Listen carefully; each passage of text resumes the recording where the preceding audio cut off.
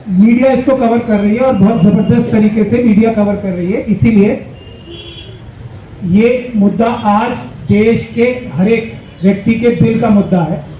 EVM का मुद्दा, कि अगर सभी लोग ये देश के समझ चुके हैं कि मोदी जी, अमित शाह जी, आरएसएस और बीजेपी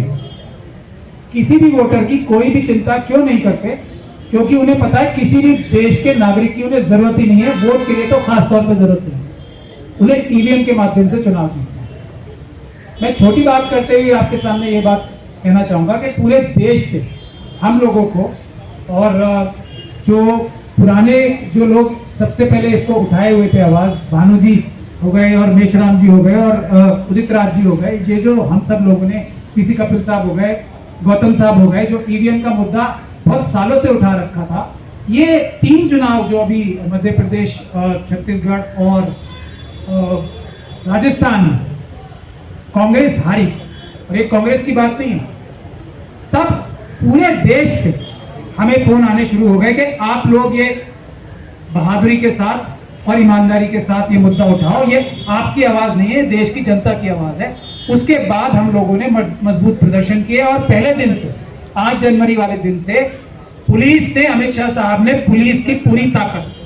जो गुंडाई होती है वो हम सब लोगों के ऊपर लगाई, लेकिन जितने उन्होंने हम पे डंडे और लाठियां बरसाए, पब्लिक ने हमारा सपोर्ट उससे भी ज्यादा। अभी ये पब्लिक की सपोर्ट की और पब्लिक के प्रदर्शनों की ही वजह है कि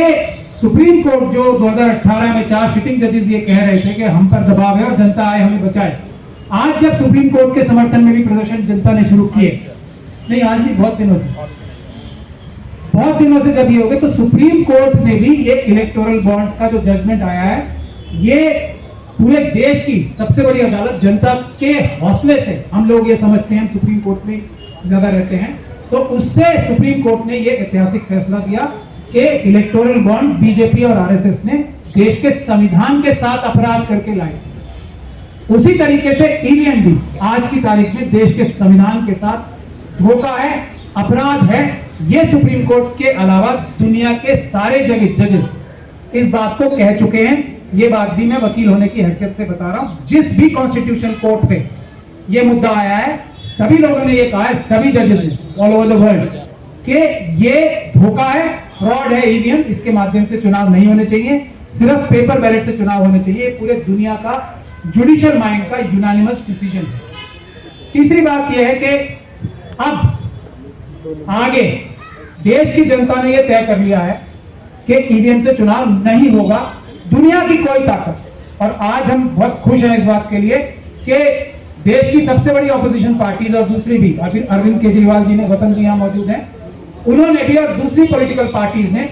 ईवीएम के नकार दिया है और पेपर बैलेट के बारे में बात कर रहे हैं। तो हम लोग अपने आप में देश की जनता की तरफ से भी आप सब लोगों का धन्यवाद करते हैं, और अब हमें पूरी उम्मीद है कि अब दुनिया की कोई ताकत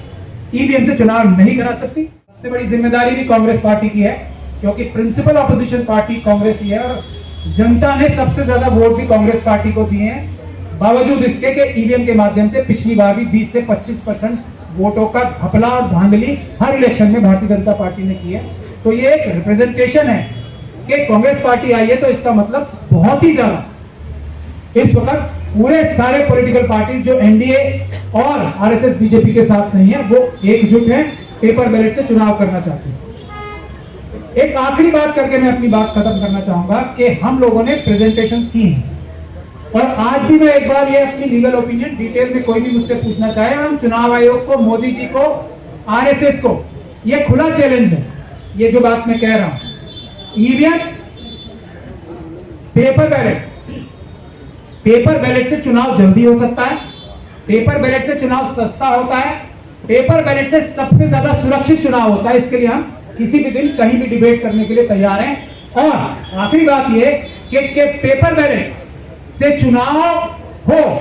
ऐसा देश का कानून कहता, ईवीएम से चुनाव हो ऐसा देश का कानून, आज का कानून नहीं कहता। आज का कानून भी पेपर बैलेट से चुनाव होने के सारे प्रावधान मौजूद हैं। ईवीएम से चुनाव सिर्फ उस जगह हो सकता है जहां इलेक्शन कमीशन या लोकल इलेक्शन का जो ऑफिसर है वो ये डिसाइड करे किसी वजह से पेपर बैलेट से चुनाव नहीं हो सकता, इसलिए ईवीएम से चुनाव करना है। तो ये बातें जो भ्रांति फैलाई जा रही है कि ईवीएम से चुनाव होने में अब टाइम नहीं रह गया, तो ऐसा कुछ नहीं है। चुनाव आज भी जो लॉ है वो पेपर बैलेट से करने का है। और एक देवा सायम जी हैं, उन्होंने भी पेपर बैलेट से ही, जो इस मुहिम के पुराने बहुत बड़े एक तरीके से जनक कहा जा सकता है, देवा सायम जी। और जो पीपल्स कमेटी बनी है इलेक्शन रिफॉर्म्स की, उसमें सैकड़ों नहीं हजारों सीनियर ब्यूरोक्रेट, साइंटिस्ट, डिफेंस